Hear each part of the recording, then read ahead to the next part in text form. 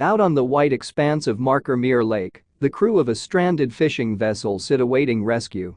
Finally, they pull up their anchor but find something unexpected attached. The wreckage of a wartime plane. After 80 years underwater, this mystery craft is dragged to the surface, but the puzzle is far from solved. Long-lost World War II relic found in a lake is shedding light on the disappearance of 7 men. Lost during World War II, this British short Sterling bomber had spent decades languishing at the bottom of Markermeer, a lake near Amsterdam. But with so many aircraft downed over the Netherlands throughout the conflict, identifying the specific plane was no easy task. In fact, 12 years would pass before the truth was uncovered. More than 3/4 of a century after the close of World War II, there are still countless families waiting for closure. Will their loved ones' bodies ever be recovered? And will they be able to lay them to rest at last? For the relatives of 7 British and Canadian men, that moment may finally have come. Bizarrely, the story began with a man named Johan, who was not even alive during World War II. As a teenager growing up in the Netherlands, though, he developed an interest in historic relics. Speaking to the website Dutchnews.nl in 2020, he recalled, "I was at a birthday party where an uncle of mine was telling me how he had found a life jacket at a crash site. According to Graz, the life jacket was marked with an American name." He continued, "As a 16-year-old boy I found it fascinating, so I went out to the site, just outside Purmerend, and asked the landowner if he knew about the crash. And he showed me the spot. At a crash site you get lots of oil and fuel seeping into the ground. The vegetation is different. It's discolored, and there are a lot more weeds." Intrigued by this glimpse into the past, Graz decided to dig a little deeper. Armed with a metal detector, he began to explore the site and soon located his first artifacts: scattered pieces of a B-24 bomber. With that, he was hooked, and his new hobby quickly became a lifelong obsession. But it wasn't just the physical relics of World War II that intrigued Graz. He continued, "The aircraft pieces were interesting, but I started wondering, what sort of people flew these planes? How young were they? I became fascinated by these guys of around 20 or 25, sometimes 30. They had families, they had hobbies, they'd been through school and graduated, and I thought, what made them volunteer to give it all up for this?" As he grew older, Graz dedicated his spare time to scouring World War II crash sites for anything that might still remain. And at one stage, he was spending as many as 40 hours a week on his somewhat macabre hobby.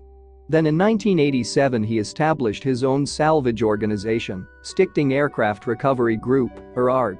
Operated by volunteers, ARG's aim is to investigate the wreckage of wartime planes with a view to identifying the craft. When that is done, Gaz and his team dedicate themselves to tracing the relatives of the servicemen who lost their lives at each crash site. Thanks to them, many families have been able to find closure after decades of uncertainty and grief. Over time, Graz developed a reputation as the person to turn to whenever pieces of wreckage were found. So when a group of fishermen pulled a section of World War II aircraft out of Markermeer just before Christmas in 2008, they knew exactly whom to call. After all, Graz was used to diving in the region and had the right expertise to help them get to the bottom of the mystery. Without a moment's hesitation, Graz identified the wreckage as coming from a short Sterling, a 4-engine bomber flown by the British during World War II. Specifically, the fishermen had managed to retrieve a piece of the craft's landing gear from the depths of the Dutch lake. According to reports, this plane was popular from 1941 until 1943, when the Royal Air Force upgraded much of its fleet. Certainly, this narrowed things down, but not by much. After all, records claim that more than 600 Sterling bombers were lost over the course of World War II. Luckily, Graz and his team were thrown a bone when divers recovered a metal panel bearing a serial number from the Markermeer wreck. Keen to identify the craft, Graz arranged for the fated panel to be sent to nearby Schiphol Airport, where the police forensic investigation unit performed an analysis. Before long, the results came back. The wreck was that of the BK-710, a British bomber downed after a raid on Germany in 1943. According to records, the BK-710 left Lakenheath in Suffolk, England, just before midnight on May 25. A few days earlier, the RAF had executed the biggest air assault ever carried out, dropping some 2,000 tons of explosives over Dortmund in western Germany. And the result had been catastrophic for the enemy, with wide swathes of the city destroyed. This later operation, though, was not destined to be quite so successful. Setting out for Dusseldorf, some 40 miles southwest of Dortmund, the BK-710 was one of a fleet of 759 aircraft, including 113 Sterlings, tasked with leveling the German city. But in the end, no more than 100 buildings on the ground were destroyed. Apparently, the bombers were impeded by heavy cloud cover, as well as decoys set by Germans to draw them off target.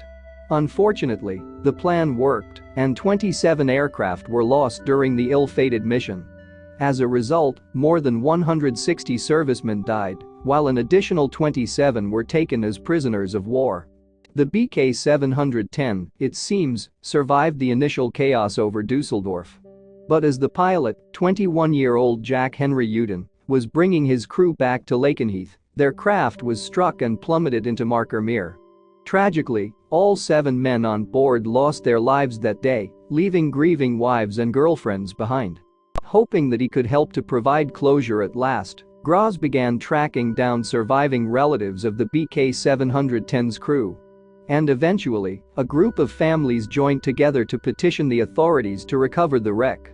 According to DutchNews.nl, the state would only cover 70% of salvage costs at the time, with local governments left to finance the rest. While the families battled to raise the cash, though, something else was happening behind the scenes. At the wreck site, one of Graz divers had recovered a cigarette case bearing the legend JMC. But according to the records, nobody with those initials had been on board the BK-710 when it crashed. And that wasn't all. Reportedly, divers also found a mascot at the crash site in the form of an elephant carved from wood. But according to DutchNews.nl, the emblem of BK-710's squadron was a lightning bolt interlaced with a horseshoe design. Was it possible, perhaps, that the police analysis had been incorrect and this was the wreckage of an entirely different plane? His curiosity piqued, Graz delved into the historical records once more. And before long, he discovered that the BK-710 wasn't the only short Sterling to crash into Markermeer during World War II. Apparently, another craft, the BK-716, had been shot down just 2 months before the botched mission to Dusseldorf. This time, the bomber had departed Downham Market in Norfolk, England, on the evening of March 29, part of a fleet of 329 aircraft bound for Berlin. On this occasion, they were moderately more successful, leveling almost 150 buildings in the German capital. But unfortunately, not all of the men returned from this dangerous mission. According to records, BK-716 first encountered problems while flying across the North Sea, facing hazardous conditions such as electrical storms. And even though the weather had calmed down by the time that the fleet reached the continent, they were greeted by a hail of enemy fire. Ultimately, more than 20 Allied aircraft were lost that night. For years, the final resting place of the BK-716, like that of many wartime wrecks, remained a mystery. But when Graz realized that one of the bomber's crew was named John Michael Campbell, matching the initials on the cigarette case, he began to wonder. Might this be the real identity of the wreck discovered in Markermeer? On closer inspection, Graz realized exactly how such a mistake could have been made. Showing the wreck's serial number to DutchNews.nl, he said, "Here you can see a complete grey 7, this is a grey 1, and this is what we thought at first was a 0. But if you look really closely you can see it stops here and turns very slightly inwards."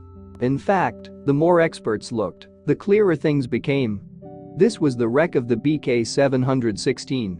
Graz continued, "I'd done hundreds of investigations and never been wrong, but the one time I call in an official agency, I get a bum steer." Realizing their mistake, the team began the unenviable task of reaching out to the relatives who had been campaigning to recover the remains of the BK-710. "I sent them an email first, telling them I had disappointing news," Graz explained. But then I realized it's not the sort of thing you can reveal in a phone call or an app chat. So in May last year 2019, once we knew for sure it was the BK716, I went to England and spent a week visiting as many of the relatives as I could. It wasn't a nice job. The news was shocking for them, Graz continued. But their responses weren't as bad as I expected. They said, "You can't change history, and other families will be glad that the BK716 has been found." Of course, that left the team with another task: to track down the relatives of those lost on board the second plane. After digging through the archives, Graz discovered that a total of 7 men had disappeared the night that the BK716 went down. 5 of them, according to reports, were British members of the RAF, while the remaining 2, navigator Harry Farrington and tail gunner John Francis McCaw, hailed from Canada. As Graz dug deeper, the stories of these unfortunate men began to unfold. According to DutchNews.nl, Farrington had been a banker living in the town of Niagara Falls before the war. But after the conflict broke out, he signed up to fight for the Allies as a pilot, even though it meant leaving his mother and young sister behind. Speaking to DutchNews.nl, Farrington's sister recalled her brother's determination.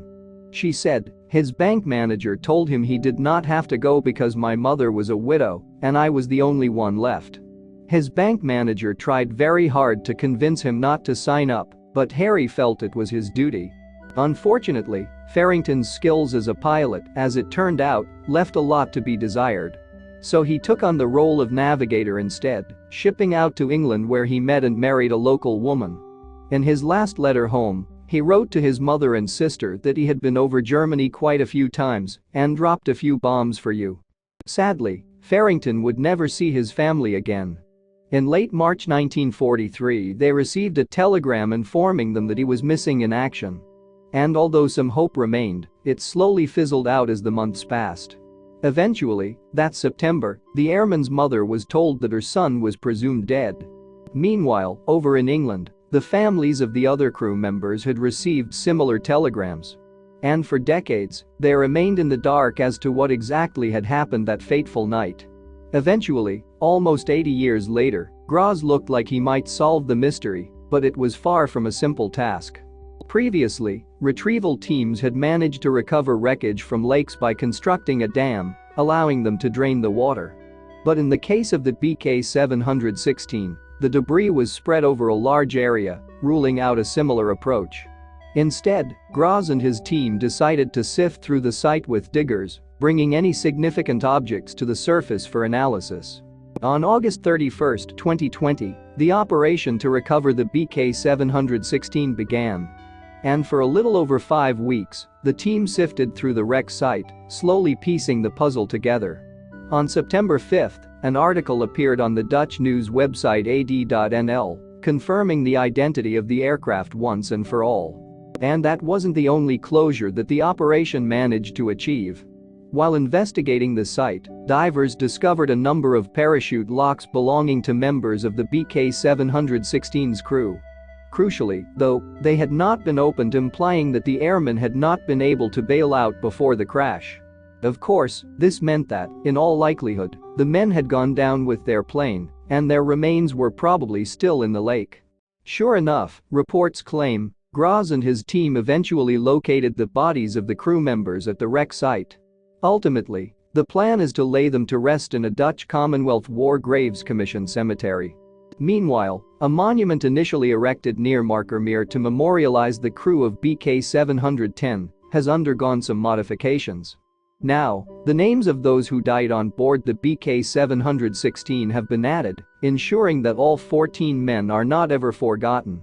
And that's not the only way in which their story will continue to be told. In September 2020, a Dutch children's book, De Nacht van de Sterling, or The Night of the Sterling, was published, featuring a fictionalized tale of a similar crash. And now it has been translated into English at the request of the relatives of those who died. With its help, the men of BK716 and BK710 will be remembered for many years to come. Thanks for watching, and don't forget to like and subscribe.